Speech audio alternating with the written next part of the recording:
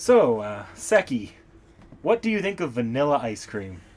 I think vanilla ice cream is adaptable, and I kind of like it on its own because I'm a heathen. Man, that did not work as much of with my analogy as much as I thought it would. We're going over King Arthur or Artoria Pendragon today.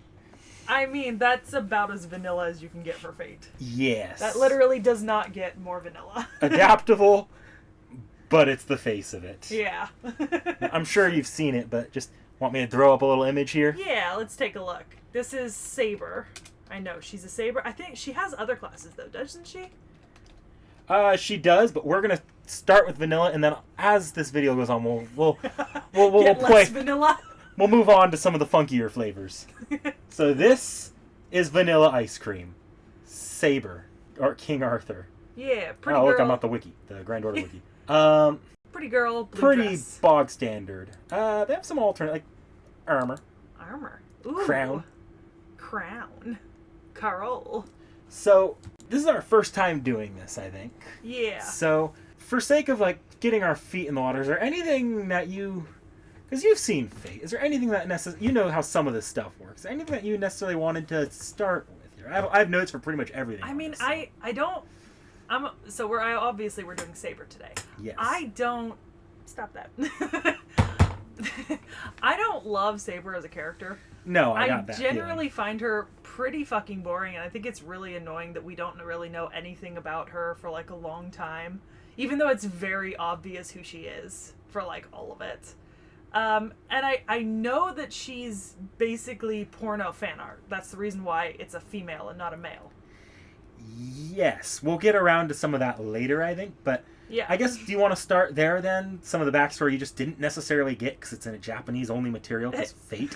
Yeah, as far as I'm aware, the reason she's female is because it was originally porno, and that's about it. And there is a male version. I know that there's a male version. We'll get to French vanilla when we get there. For now, we're starting with generic-ass vanilla bean. Alright, so I guess we should start with the history here. I will bring things up as they become important. Let's see. So you know King Arthur's history pretty well. Is there anything that you're curious about? I think a lot of people are curious about one particular thing that always stands out. Well, I mean, what happened to Guinevere? Guinevere. That's a great place to start. So this is actually one of those areas where King Arthur being a woman actually does kind of change things up, as you would probably imagine. Oh, please tell me it's Arthur and Guinevere fighting over Lancelot. Please. Not quite, actually. So, King Arthur, you see it in the series as well, but King Arthur, or Artoria, Altria, depending on your translation, did pose as a male in life. So as far as her subjects and most of her knights were concerned, she was male. Okay. So Guinevere was largely a political marriage as far as Fate is concerned, not necessarily one born of love, which kind of makes Lancelot's story make a lot more sense, too. Yeah, so then I can assume then that Guinevere and Arthur were not at odds. They weren't at odds, no. Yeah. Now, did Arthur perhaps know of Guinevere's affair? Yes. Did she approve? Actually, yes. I mean, it's low-key, if you can't let your like girlfriend/wife have like a male mistress, yeah. What's even the point of lesbian political marriage? That's a joke. Lesbian marriage is completely valid. Not in medieval times. It depends on the area of the world. The culture. Yeah. Not in medieval white times. Yeah, not in medieval white times. With a hint of Christianity thrown in there. A little Salt Bay sprinkle of Christians. So the situation... So, King Arthur, or Artoria, Altria, did actually really care about Guinevere, but more as... I don't want to say a sister, because just the general temperament of King Arthur. But like a best friend. Kinda. They did confide in each other, from what I know. But seeing Lancelot with Guinevere did not bother King Arthur. What the problem was when Sir Agravain walked in on them. Oh, yeah. And he was not... as okay with this arrangement? Yes. As well, there was also some malintent from Agravain there, if I remember right. Because Agravain, if I remember, is not a friend. No. Yeah. Agravain is emphatically not a friend in the stories. I mean, I've read La Mort d'Arthur, which is arguably the most collected version of the King Arthur mythos, although the mythology surrounding King Arthur has been around for quite a bit. Interestingly enough, it really came to popularity in the 17 and 1800s because of, like, pillow books and stuff like that for women who were super into the idea of, like, the gallant knight and that kind of thing. Like, it was a romance thing that was really popular with women, which makes the story actually kind of interesting. It does make sense as to why you have things like Lancelot being a fuckboy. Exactly. Or, you know, just Galahad and Lancelot. In general. Yeah, Mordred and Morgana.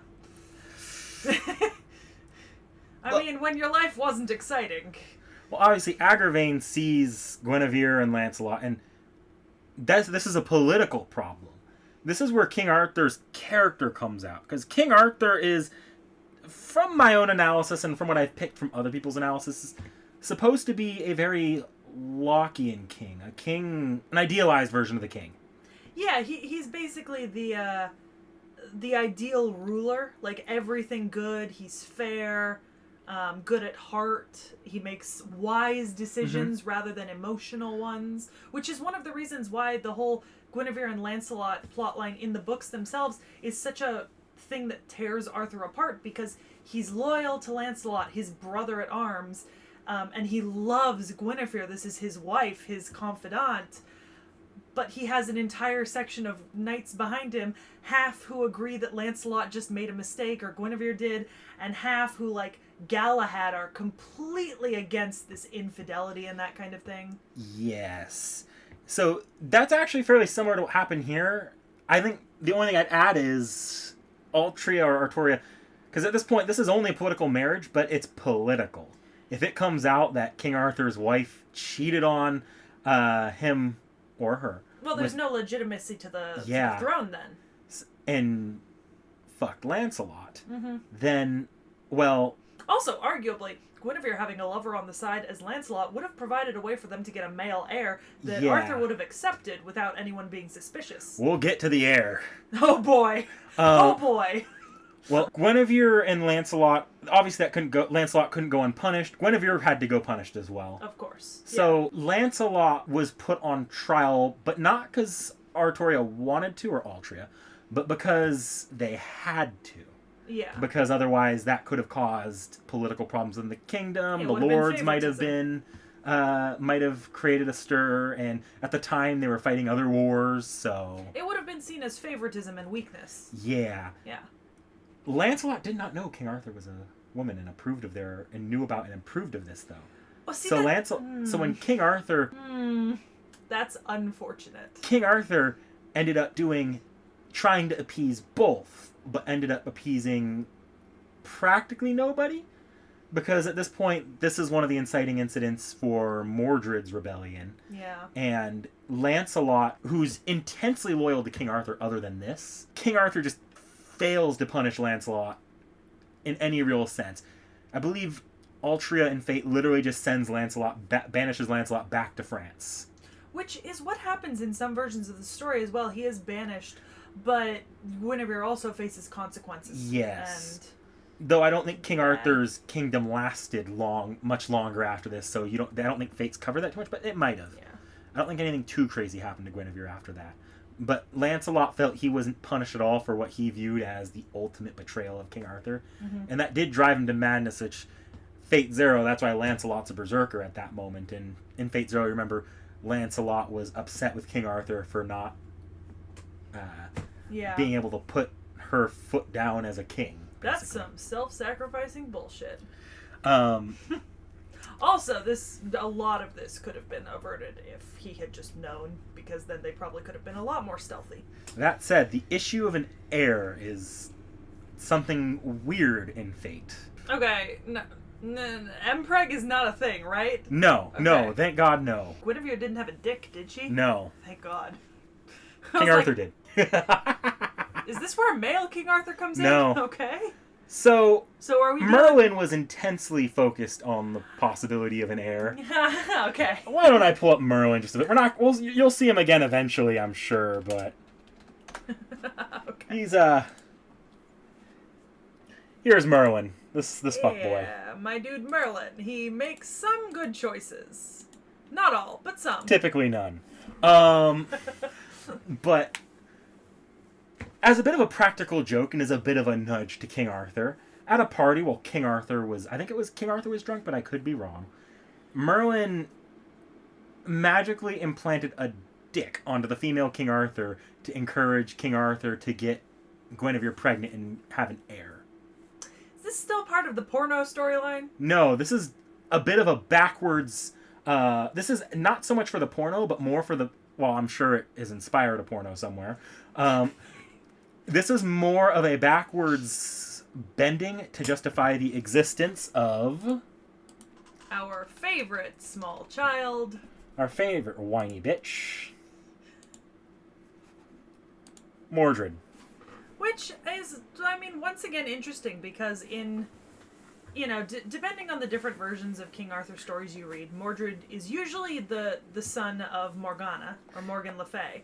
Sometimes by Arthur, sometimes not by Arthur, and sometimes he's Arthur's half-brother or uncle.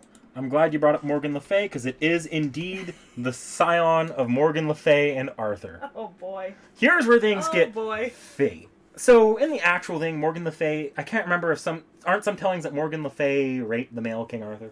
Yeah, in some tellings it's rapes, in some tellings it's just incest. Yeah, and in some versions they never actually have sex because they're siblings or cousins. So it really depends on the version of the story you're reading. So this is... don't you love mythology? This is some Greek god bullshit. Let me go ahead and introduce you to Morgan here. This is some Greek god bullshit. At least it's not a lolly. Who continues to be female. Yeah. And there's a resemblance there because fate recycles faces. And siblings. Yeah. So, in this timeline, during that exact party where Merlin played that prank on King Arthur, Morgan Le Fay enchanted King Arthur and fucked her. Okay, look. Merlin can say this is a prank all he wants, but this is non-consensual body modification. Merlin's an asshole. Nobody likes Merlin. Artoria, I think, at one point banishes him, or at least doesn't like to keep him around often at a certain point. I mean, unconsensual body modification plus date rape, I could see that. And this is one of the shining low points of Altria, I think. Yeah, I could see that. Nah, we'll save that for the Mordred video on the exact logistics. Let's just say that should not have been able to sign a hair, but there's more going on in the background. Either way, a while later, this asshole pops up. Does he have a head, or did he pop out? Okay. I was going to say, did he pop out looking with the exactly horns? like the parents. Yeah. Meet your incest baby. Well, I mean, you know, they didn't have a Y chromosome to donate, so I'm not surprised.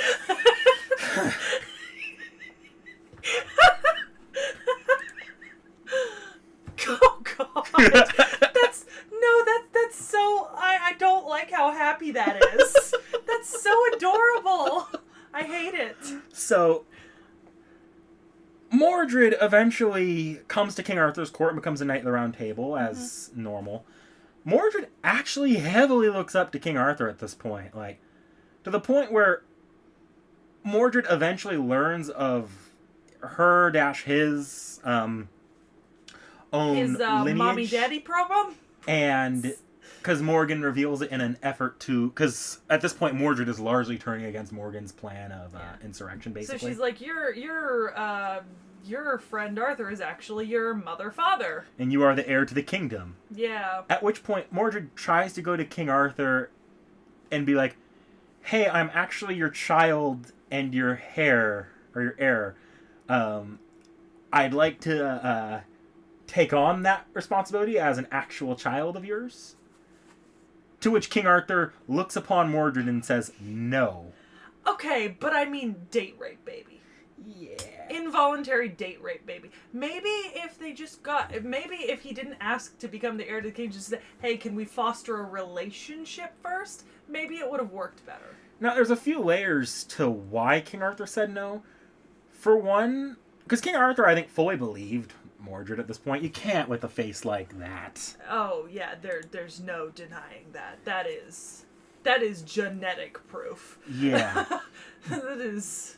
But when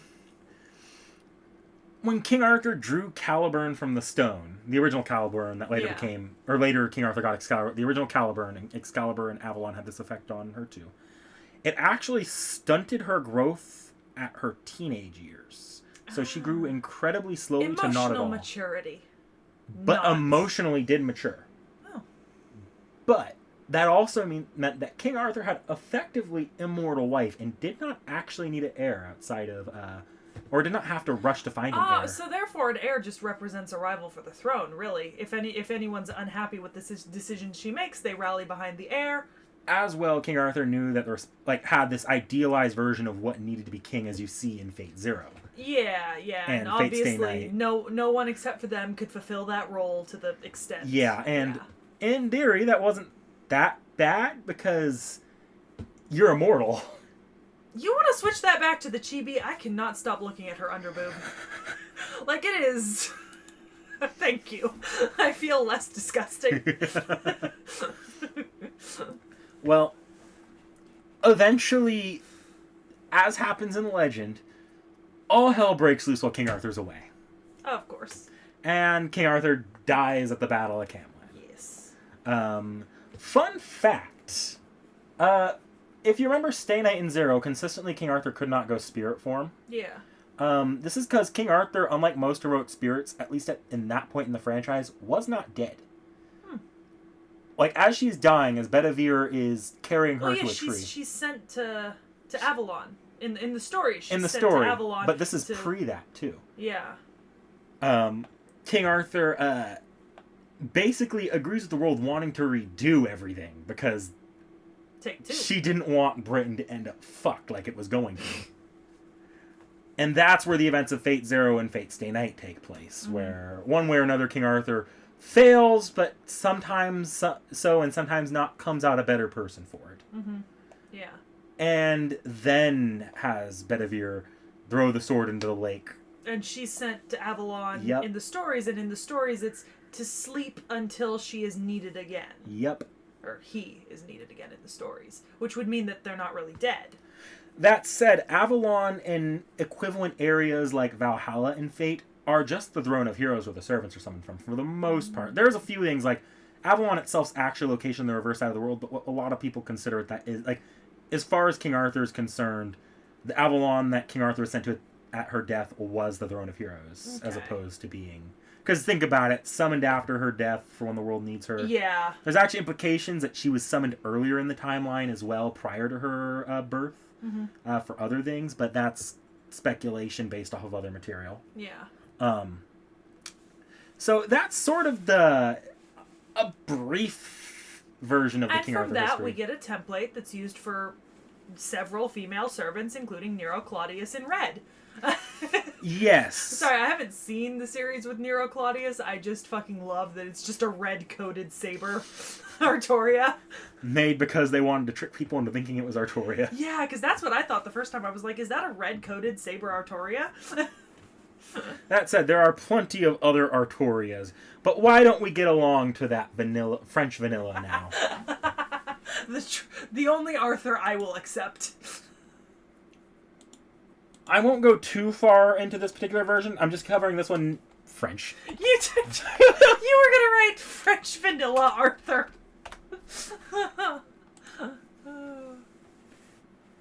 There he is. Here's the good guy. Yeah, just without boobs. It's the same person without boobs. Oh man, that last picture was so preppy. Yeah, so he's got some other stuff around him. I admittedly haven't read the series where he comes from. I've only seen the slight OVA.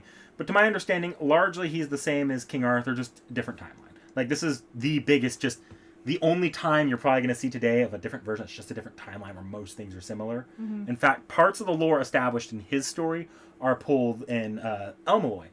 Do you remember Grey, who has King Arthur's lance, which we'll get to later? Yeah, because Grey's kind of like a composite, right? She's not 100%. Trying not to spoil as much as possible, she's basically she was attempted created by a religion worshipping King Arthur that wanted to revive King Arthur. Yeah, because she's for all intents and purposes, her color palette is just a gray-coated Artoria. Yeah, which is intentional this time, I think. Yeah. But throughout the series, there are those times where she like releases seals. Yeah. Those are the seals on Excalibur and Rongominiad. Okay. I might be able to pull the seals up, but they're typically, like, they say them in the series, like, you must be fighting a foe you cannot defeat without using this. It's got to be a threat to humanity, that kind of stuff. Yeah. It's basically, they're all promises that King Arthur made to the Round Table for using weapons at their full strength. Yeah. Which also, low-key, it's super cool that, like, most, if not all of the Round Table is present in Fate, even though I know Guinevere isn't a servant. Not yet. I'm sure she'll appear eventually. But pretty much everyone else is, I think we checked once. Not everyone yet, but a lot of them, a very good amount of them, because there's a lot of them that are, like, appear in one story that was written that might have been a different version of someone else. Yeah, but I mean, the typically named, like, 10 or 12 that are... And I'm sure I could spend... a lot. 3 hours on just the Round Table if I wanted to.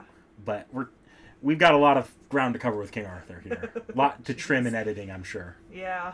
So that's French vanilla. Mm-hmm. So I guess bringing that up, it's same as real history. King Arthur had 3 major weapons. Excalibur, which I believe broke. Excalibur, given back to the Lady of the Lake. Which the Lady of the Lake gave her, and she gave back. Fun fact, Excalibur is actually... There's a couple Excaliburs, like Gawain wields Excalibur Galatine. Mm-hmm. So it's basically just the Lady of the Lake's gift sword. Yeah. And she's offloading her surplus stock. And then I guess Excalibur is considered in Fate the sword of promised victory. So there's some stuff around that, but it's really more of a +1 to luck kind of thing. Yeah. And then there's Rongominiad, the lance you saw in Elmaloy. Yeah. Rongominiad by King Arthur, if I'm correct, wasn't used incredibly often, but notably it was used in the final fight against... anytime they were on horseback, when a lance could be used. Because a lance isn't something that outside of, like, anime or Fate you can use on the ground. It's very much That said, Excalibur, to my understanding, it didn't go missing, but something happened to it, so... According to the stories, when one of the knights gives Arthur over to the Lady of the Lake to take to Avalon, he has the sword and gives it to the Lady of the Lake at that point. And after that, we don't know anything about it. Whether it was given to someone else after that, or whether the Lady of the Lake still has it. King Arthur with the lance, though, takes it into that final fight against Mordred, and they strike each other down. Yeah, of course. What's a little son killing? Here's where some weird alternate timelines get. So we're going to add some sprinkles to vanilla here, and... so we're going to use Madagascan vanilla beans. We're also going to add some full uncut pineapples. Ugh. That's not a good phrase. That's not a great phrase. Well, that's a lot of boob. That's not protective. Her thighs would be... Yeah. ripped. Well, anime. Yeah. But this is Lancer King Arthur, who is without spoiling anything from stuff I know I'm going to have you play-watch, this is a version of King Arthur who continued growing because of the separation from Excalibur and lived past the Battle of Camelot. Is this supposed to be a lion's head with her mane coming out? Yes. Okay. This particular version of King Arthur is sometimes called the Lion King. Probably a reference to the Lionheart. Yeah. There's not much to say on this one without really getting into spoilers of things like Fate Grand Order. And I mean, for all intents and purposes, at least looks-wise, it is just a horseback version of. Yeah. Before we get into the truly weird-ass shit.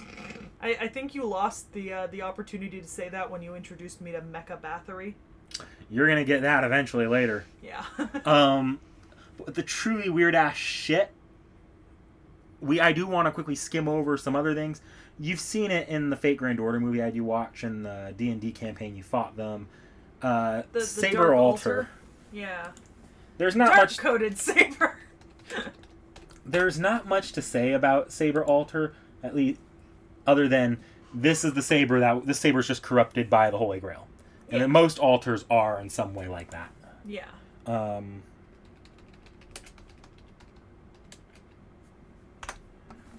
The Lancer version has a version of this too. Oh, nope, not that one.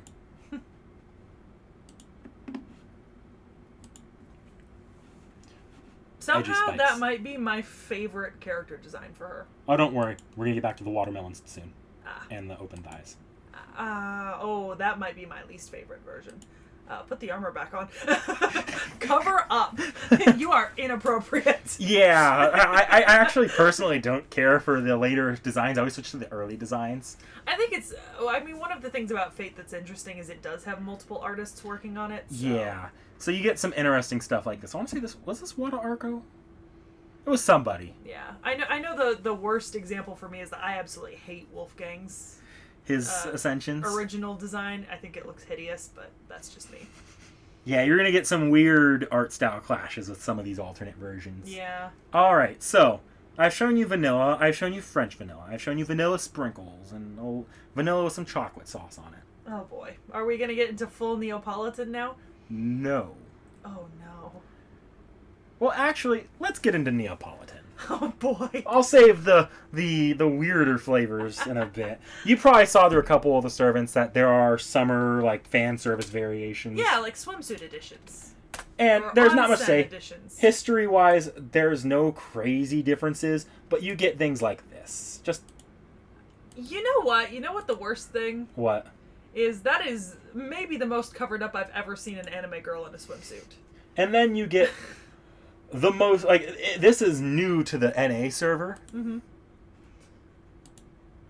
The Lancer version of King Arthur for summer fan service. You know, that's still surprisingly covered up. It kind of looks like a bunny girl outfit, like a Playboy bunny outfit, but in different colors. And this part could be tied to a lot of lore, so I'm not going to dump this on you right now. I'm sure if we get to something else, I'll explain this later, or you'll find out when we play, if we ever play at this point in the D&D campaign based off Fate Grand Order. Yeah. But, this is another version that's largely... You're going to see, like, okay, that's King Arthur. Oh, that's adorable. It's very martial. Oh, I like that design. But it's very martial. Yeah. There's lore stuff as to why this one's different, but I'm not going to get into it. Yeah.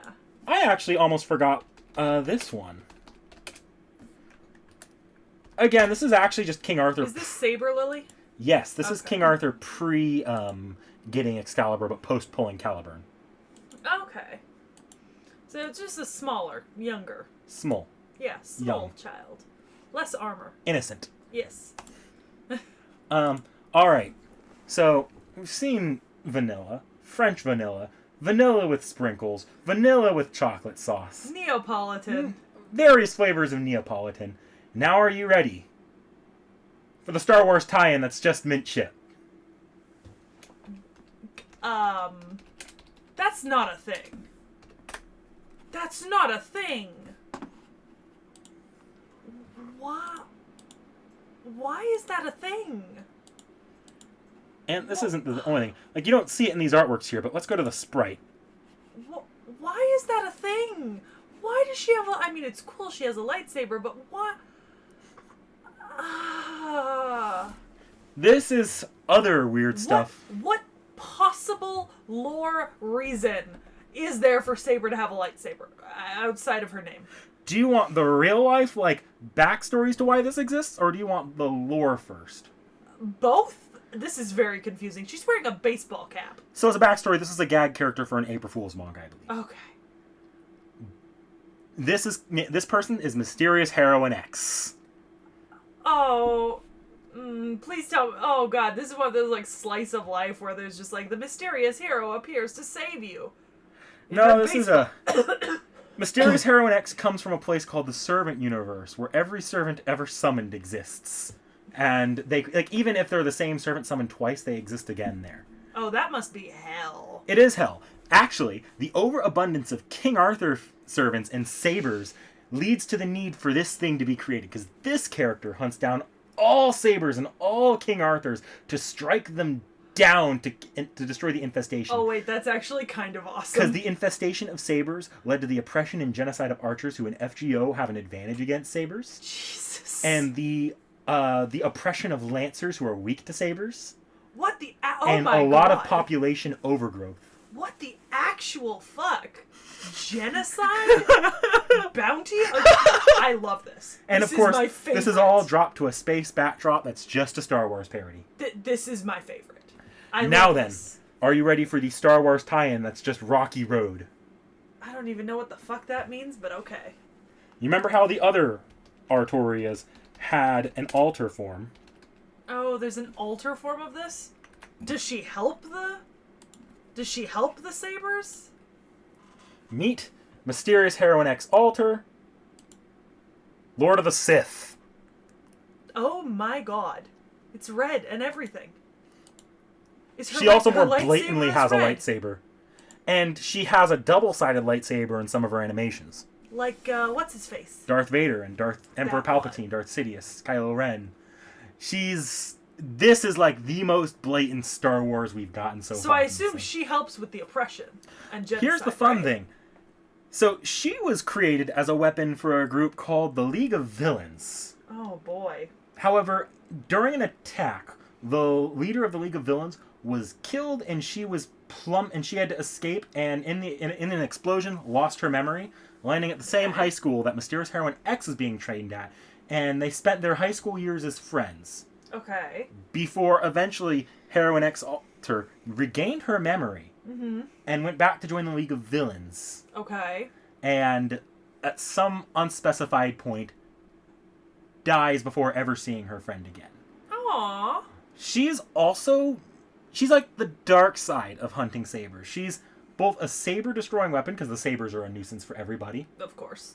as well as meant to counter Heroine X, who's supposed to be just also the weapon for good. I genuinely just in my head am imagining like a phalanx of sabers just like training in a courtyard in like perfect formation. Like so to of them. And it just I don't like the image in my head. Now then, are you ready to throw some Neapolitan on both of them? Oh man. Is there a swimsuit version of them? Kind of. Oh no. This is very different, though, from most swimsuits, and it's a bit ridiculous. Oh. I hope it's not like the mankini. No, it's not. Actually, neither of them have a... Well, I think Heroine X's swimsuit has a traditional swimsuit, but Alter is not a swimsuit. Okay. This is what happens when Heroine X gets older and has to work a dead-end job for the police. No. She's given a mech suit and is underpaid as she travels the universe hunting basically Cthulhu abominations. Okay. Here's the slightly less covered form. Here's the swimsuit form. Okay. And here's the stupid chibi. It's kind of adorable. All right. I don't hate the chibi. I actually might not have a chibi for this one, because this is brand spanking new. And I'm just... this is a version of Mysterious Heroine X Alter who did not die, but instead Became a idol trapped pop star? in an idol universe, in an alternate time, like it's an alternate timeline of Mysterious X Alter. She actually becomes a good person again, and becomes an idol.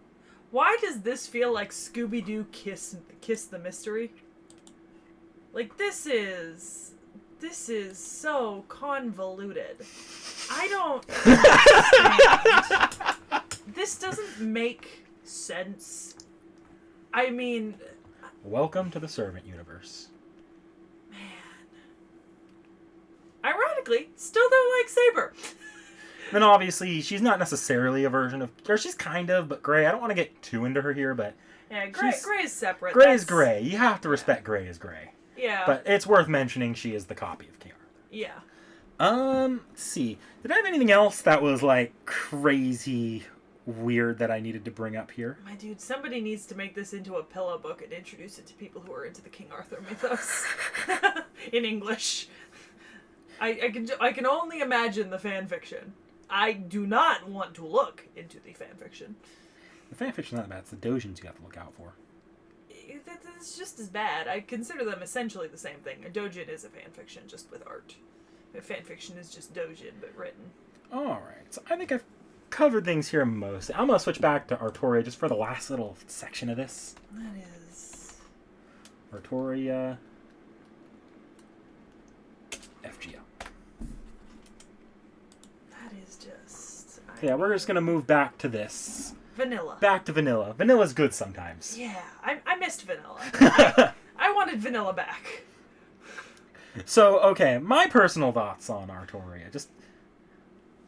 the weird stuff aside, 'cause the weird stuff's funny in an ironic kind of what the fuck kind of way. But, like, vanilla Artoria, I think vanilla's good sometimes. I think everything kind of needs that grounded element. Yeah.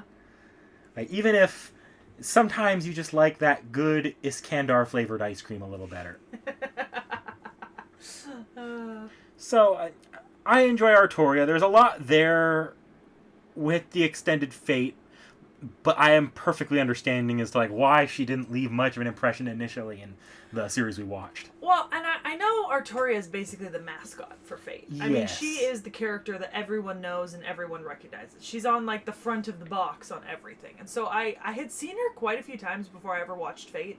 In fact, there's some really good music about Camelot by one of my favorite artists on YouTube. And somebody did lyric videos to them, but they used images of the characters from Fate, like, you know, Lancelot and Artoria and stuff. Mm-hmm.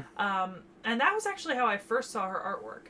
And I mean, yeah, she looks pretty basic. I mean, the most standout part of her is that it's female instead of male, honestly. Because the male Arthur, there's nothing surprising about that.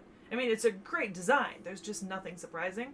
I think the issue just is that in Stay Night, she's a very underwhelming character with a ridiculously overpowered ending. And the whole memory thing just makes her a little... I feel like I would have liked her more if they had her come out the gate, like, with her memory and her morals, like, come out super strong, just like... She never lost her memory. Well, yeah, but she was, like, kind of, like, nerfed really badly in that show. And they didn't really talk about her being Artoria. They nerfed her a lot because Shiro. And I can get it, but... it just made her a very boring character to watch and experience. And for a mythology like King Arthur, I mean, let's be honest, it is a prolific and interesting mythology with so many adaptations. I mean, hell, a Scooby-Doo in Camelot movie came out this year. I still have to watch that. I'm so excited. A lot of the King Arthur backstory at this point is done in like a novel written by the original creator of Fate called Garden of Avalon. Mm-hmm. But it's only in Japanese, and they've never adapted it. So, see, if that and I feel like that'd be a great... because a lot of people, when they talk about how... like, King Arthur's not one of my favorite characters. I like her well enough, but she's just not one of my favorites. But when a lot of, like, big King Arthur stands out there really talk about her, they're talking about her in the context of, from what I understand, the original visual novel, which I'm sure had a lot more flavor text around her. Mm-hmm. And then the Garden of Avalon book, which apparently is, like... that's where you get the King Arthur making political decisions and such. See, I think that would be really interesting. I'd love to read that. I'd definitely be down for it. I'm sure it would be far less dry than Le Morte d'Arthur. Yeah. Which is pretty hard to get through on its own, genuinely. But, I mean, I think she's just... because she's the mascot, she's just so basic. They couldn't put something, like, super polarizing out there. Yeah. And I understand it, and I get that originally the Fate was kind of, like, more explicit, hence why there's several male characters traditionally that have been made female, like red-coated Nero Claudius. I think that was just to fuck with people, but... oh, that too! Whereas King Arthur, like, unapologetic, like, this is not what the author originally intended. Yeah. Was Fate, like, because originally it was another series called Fate Prototype. Mm-hmm. Which is just the original version of Stay Night. And because the French vanilla King Arthur is the original King Arthur design and the original King Arthur template that was just adapted to this. Yeah. So. I don't know. I just feel like we got a lot of personality from a lot of the other servants. I think it would have made her a lot better to give her more personality, but it also would have reduced her, like, mascot ability. Mm-hmm. It would have reduced her kind of chameleon ability to kind of fit what everyone wants. The other thing I think that really fails her in the visual novel is at least in the anime adaptation. I have not read the visual novel myself, to be honest. But the anime adaptation, where they kind of failed her, like, I don't think it was necessarily the memory and the power debuffing thing. It's the fact that the original adaptation wanted to keep her identity just an absolute mystery, which meant she did not spend much time as King Arthur compared to the other servants, who, when you introduce them, they become their servant very quickly. So, yeah.